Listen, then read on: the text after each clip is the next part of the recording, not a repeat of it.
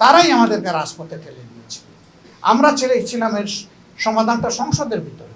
যারা সংরক্ষিত নারী আসনের সদস্য রয়েছেন তাদের সবাইকে বিরোধী দলের আসনগুলোতে অতিরিক্ত দায়িত্ব দিয়ে বসানো হয়েছে। সংবিধানে এই ধরনের কোনো প্রভিশন নাই। অতীতেও বাংলাদেশের সংসদীয় গণতন্ত্রের কোনো প্র্যাকটিস ছিল না। এখন গণভোটের রায় তারা আর বাস্তবায়ন করবেন না, তারা শপথটাও নিলেন। আমরা আশা করছি নাগরিক পার্টির বৃত্ত যেমনই থাকুক, চিত্ত এভাবেই ধনী হয়ে থাকবে ইনশাআল্লাহ। এই ধনী চিত্তের সাথে প্রয়োজন পূরণেও আল্লাহ তাদেরকে দেশের স্বার্থে সহযোগিতা করুন, সেটা দোয়া করি। ইতিহাসের একটি গুরুত্বপূর্ণ সময় আমরা পার করছি জাতি হিসাবে, যে সময়টা 24 পরবর্তী বিপুল আকাঙ্ক্ষা নিয়ে পরিবর্তনের আশায় ফেসিবাদ মুক্ত, মানবিক, বৈষম্যহীন একটা সমাজ জাতি দেখতে চায়। নির্বাচন অনুষ্ঠিত হয়েছে 12ই ফেব্রুয়ারি এই বছরের।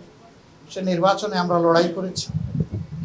নির্বাচনে বিজয়ী ঘোষিত হয়ে এখন যারা সরকার পরিচালনা করছেন, এ ব্যাপারে নির্বাচনের ফলাফলের ব্যাপারে আমাদের যথেষ্ট রিজার্ভেশন ছিল।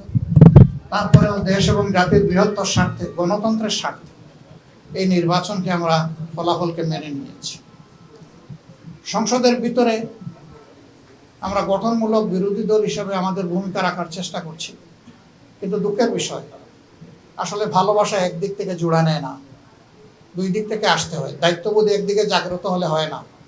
সরকারের দুইটা অঙ্গ, একটা সরকারি দল আর একটা বিরোধী দল, এছাড়া একটা দেশ চলে না। উইদাউট অপোজিশন ডেমোক্রেসি জিরো, এটার কোনো ভ্যালু নেই, জিরো ভ্যালু ক্যারি করে। বিরোধী দল হিসাবে আমাদের যেটুকু পাওনা সংসদের ভিতরে, আপনারা সচেতন সাংবাদিক সমাজ লক্ষ্য করছেন, আমরা বহুলাংশে সেটা থেকে বঞ্চিত হচ্ছি। শুধু সংসদের ভিতরে কেন, বাইরেও যে বৈষম্যের বিরুদ্ধে আমাদের যুব সমাজ এবং তাদের ডাকে সাড়া দিয়ে গোটা দেশবাসী একটা দানবীয় সরকারের বিরুদ্ধে ঝাঁপিয়ে পড়ল, সেই বৈষম্যটা আরো পাকাপোক্ত হচ্ছে বলে এখন আমাদের কাছে মনে হয়। 300 আসনের সাজানোই দেশ, যেখান থেকে সরকারি দলের সদস্যরা তারা নির্বাচিত হয়ে এসেছেন, সেখানে এ পর্যন্ত ফান্ডের এলোকেশন যা দেওয়া হয়েছে তার ধারে কাছেও বিরোধী দলীয় সদস্যকে দেওয়া হয়নি। ট্রেজারিটা তো কোনো দলের না। এবং তারা বলেছিলেন তারা যদি সরকার গঠন করেন বৈষম্য করবেন না, সুষম উন্নয়নে হাত দেবেন। ইতিমধ্যে আপনারা দেখেছেন উত্তরাঞ্চলে গিয়ে তাদের একজন বিশিষ্ট দায়িত্বশীল নেতা বলেছেন ভোট দেবেন জামাতে ইসলামীকে আর উন্নয়ন চাইবেন আমাদের কাছে। এটা কিভাবে হয়? উন্নয়ন তো চেয়ে নেওয়ার বিষয় নয়, উন্নয়ন নাগরিকদের অধিকার। একটা দেশের ভিতরে যখনই বৈষম্য সৃষ্টি হয়, অঞ্চলে জায়গায় বিভেদ সৃষ্টি হয়, তখন সামাজিক অসন্তোষ দেখা দেয়। একটা দেশ সামনের দিকে কখনো আগাতে পারবে না যদি একটা স্টেবল সোসাইটি, একটা স্থিতিশীল সমাজ যদি গড়ে না ওঠে। এবং এইটা তৈরি করার মূল দায়িত্ব সরকারি দল। আরো দুঃখের সাথে বলতে বাধ্য হচ্ছি, সংসদে 50 জন নারী সদস্য নির্বাচিত হয়েছেন সংরক্ষিত আসন থেকে। একই আচরণ করা হচ্ছে তাদের সাথে।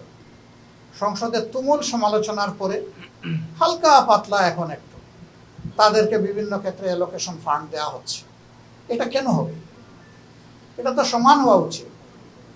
আপনারা তো এমনিতেই বেশি আছেন, তো বেশিরভাগ কাজ তো আপনাদের মাধ্যমেই সম্পন্ন হবে। এর উপরে আবার সম্পূর্ণ অসাংবিধানিকভাবে তারা অনেক সংবিধান করছিলেন কথা বলে। যারা সংরক্ষিত নারী আসনের সদস্য রয়েছেন তাদের সবাইকে বিরোধী দলের আসনগুলোতে অতিরিক্ত দায়িত্ব দিয়ে বসানো হয়েছে। সংবিধানে এই ধরনের কোনো প্রভিশন নাই। অতীতেও বাংলাদেশের সংসদীয় গণতন্ত্রের কোনো প্র্যাকটিস ছিল না। আমরা যখন জিজ্ঞেস করেছি তখন এক এক মন্ত্রী এক এক ধরনের উত্তর দেন। এখানেও বুঝানো, এখানেও কোনো স্পষ্টতা নেই, অস্পষ্ট। একটা দেশ এবং জাতি এইভাবে আগাতে। সবচেয়ে বড় ইস্যু, এদেশের 70% মানুষ একটা কার্যকর পরিবর্তনের আশায় গণভোটে হা বলল, ভোট দিল। এটা তারাও চাইলেন, আমরাও চাইলাম। কিন্তু ইলেকশনে যখনই তারা একটা বড় বিজয় যেভাবে হোক পেয়ে গেলেন, এখন তারা ওইটা ভুলে গেলেন। এখন গণভোটের রায় তারা আর বাস্তবায়ন করবেন না, তারা শপথটাও নিলেন না। তারা এখন বলেন যে এটা সংবিধানে নেই। তো সংবিধানে অনেক কিছুই নেই, কিন্তু ডক্ট্রিন অফ নেসেসিটি হিসাবে সব কিছুই পিপুলস উইল হিসাবে মেনে নেওয়া হয়েছে, যেটাকে সুপ্রিম ল মনে করা হয়, এবং সেটা দেশবাসী গ্রহণ করেছে, সানন্দ চিত্তে গ্রহণ করেছে। এখন এক অংশ আপনি মানবেন আর এক অংশ মানবেন না, এটা তো হতে পারে। যখন জনগণের রায়কে তারা উপেক্ষা করল এবং আমাদের কথা যখন সংসদে গ্রহণ হলো না, আলোচনার পর যখন টকড আউট হয়ে গেল, তখন আমরা স্বাভাবিকভাবেই জনগণের এই দাবির বিষয়টা আবার জনগণের কাছে নিয়ে ফিরলাম। এখন যে আন্দোলনটা আমরা করছি ধারাবাহিকভাবে অত্যন্ত নিয়মতান্ত্রিক পন্থায়, সেই আন্দোলনটা মূলত ওই কারণেই তারাই আমাদেরকে রাজপথে ঠেলে দিয়েছে। আমরা চেয়েছিলাম এর সমাধানটা সংসদের ভিতরে, সংসদকে কেন্দ্র করে রিয়েল সংসদীয় রাজনীতিটা হোক, তারা এটা হচ্ছে দিলেন না।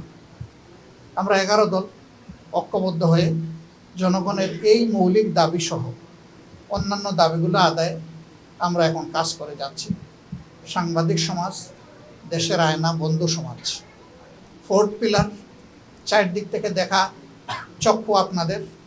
আপনারা সমাজের অসঙ্গতি, অন্যায় এবং অধিকার হরণকে যতটা তুলে ধরবেন, একটা সমাজ ততটাই সুস্থ গণতান্ত্রিক সংস্কৃতির বিকাশের দিকে আগাতে পারবে। আপনারা আমাদের সাথে আছেন, থাকবেন। এখানে সবাই মিলেই বাংলাদেশ, আমরা আপনাদেরকে বাদ দিয়ে নয়, বরঞ্চ আপনারা যদি আমাদের বক্তব্যগুলো জনগণের কাছে, বিশ্ববাসীর কাছে অব্যাহতভাবে পৌঁছাতে থাকেন, তাহলে কেউ অন্যায় করে পার পাবে না। তবে আমরা কথা দিচ্ছি, বাংলাদেশে নতুন আর একটা ফেস্টিভাল আমরা কায়েম হতে দেব না ইনশাআল্লাহ। এই ক্ষেত্রে আমাদের অবস্থান একেবারেই স্পষ্ট। আমরা লড়াই চালিয়ে যাব এবং এই লড়াইয়ে ইনশাআল্লাহ জনগণেরই বিজয় হবে, আমরা আশা করি।